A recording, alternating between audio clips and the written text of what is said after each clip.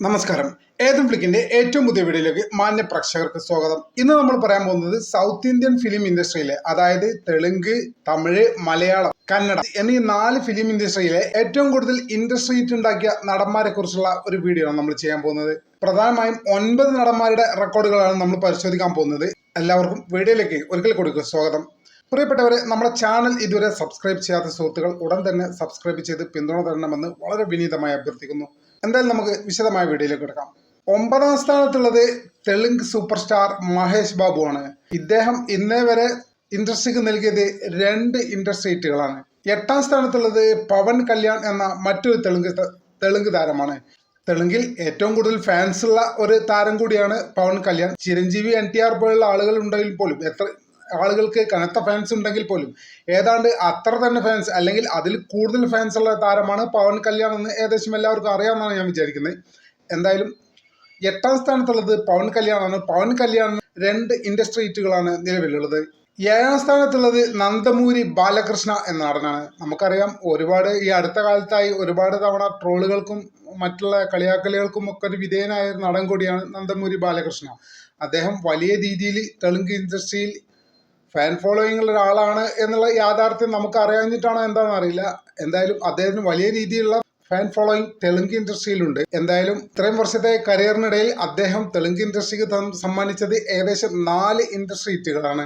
6ാം സ്ഥാനത്തുള്ളത് ഉലക നായകൻ എന്നറിയപ്പെടുന്ന കമൽഹാസനാണ്.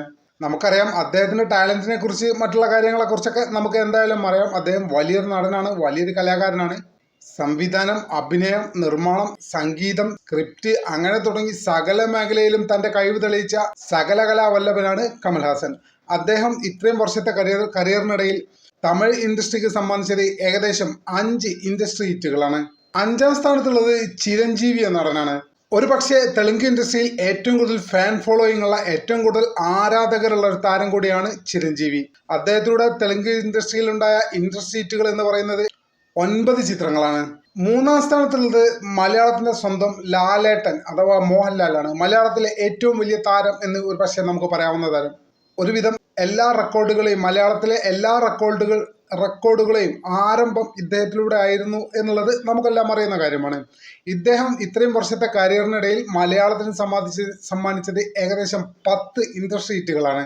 2ാമത്തെ താരം എന്ന് പറയുന്നത് മമ്മൂട്ടിയാണ്. മലയാളത്തിന്റെ സ്വന്തം മമ്മൂക്ക.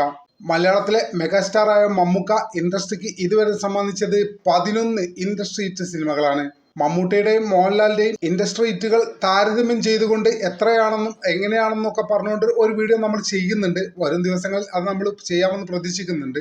എന്തായാലും മലയാളത്തിൽ മോഹൻലാൽ 10ഉം മമ്മൂട്ടി 11ഉം ഇൻഡസ്ട്രി ഹിറ്റുകളാണ് നൽകിയിട്ടുള്ളത്.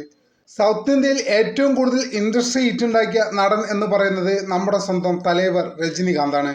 നമുക്കറിയാം, സൗത്ത് ഇന്ത്യയിലെ ഏറ്റവും കൂടുതൽ ഫാൻ ഫോളോയിങ് ഉള്ള നടനാണ് രജനികാന്ത്. ഇപ്പോൾ ഈ അടുത്ത കാലത്തായിട്ട് വിജയ് ആ രംഗത്തേക്ക് വരുന്നു എന്നൊക്കെ പറയുന്നുണ്ട്.